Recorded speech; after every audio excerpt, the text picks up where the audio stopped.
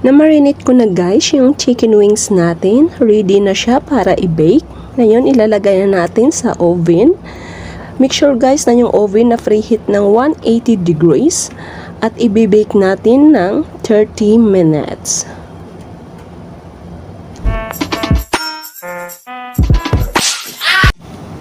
Ready na guys yung chicken wings natin. After 30 minutes, ito na yung resulta.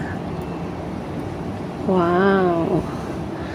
Ready to eat na siya guys. Kain na tayo.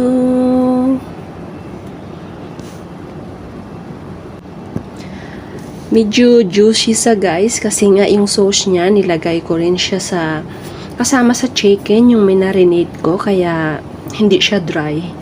Juicy chicken wings yung nagawa ko ngayon.